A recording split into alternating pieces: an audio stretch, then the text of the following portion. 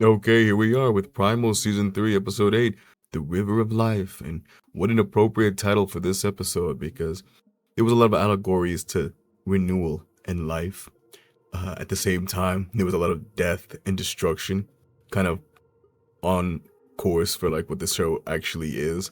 It very much is a violent show sometimes, but it all fit together and it made sense for this episode especially. Coming off the heels of last week's episode, which was more narrative based and a lot more calm and kind of focused on the characters getting comfortable with each other and stuff like that. This episode was, like I said, way more action packed and gory.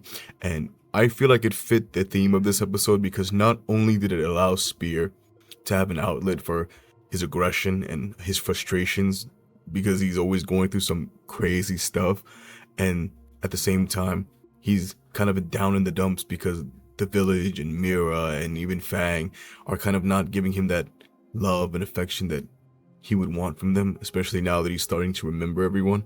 So it was kind of needed for him to jump in this gladiator style pit that he did in this episode and fight all these creatures and these onlookers cheering him on. And it's literally primal. It's these primal feelings, these primal instincts within Spear and all these other violent creatures. And Spear actually ends up becoming the king of this little gladiator pit, which honestly to me, at a certain point in this episode, it kind of felt like a side story, kind of something to pad out the episode or the season.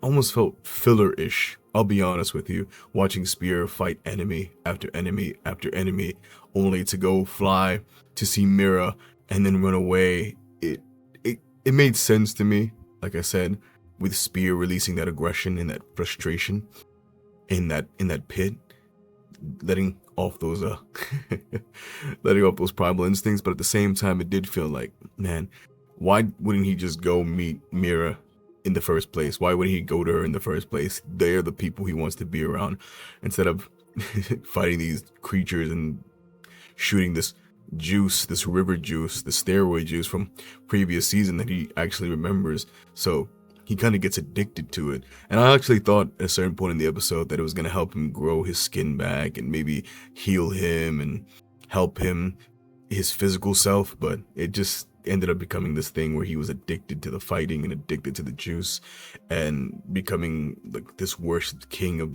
this civilization, I guess you want to call it, whoever these violent seeking creatures are.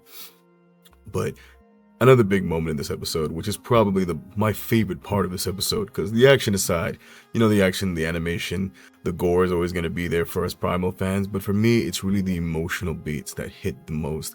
And seeing Mira finally give birth and watching Fang walk into the hut and give her that affirmation, that's probably been my favorite part of this season. My favorite aspect of this season, seeing Fang and Mira kind of get closer and seeing Fang be so overprotective of Mira because she's a lady and she wants to help this other lady with her children and her pregnancy, and it's just beautiful. And there's no words, it's just music and feelings, and it really just hits you if you're a Primal fan to see Fang just be there for Mira. And Mira's just a badass character in general. She's awesome. She's one of my favorite characters in the show, if not one of my favorite characters in all the cartoons right now. I mean, seeing her just push on through, she gives birth, she's still pushing on through, trying to find Spear because she really does have a connection and she does have love for him.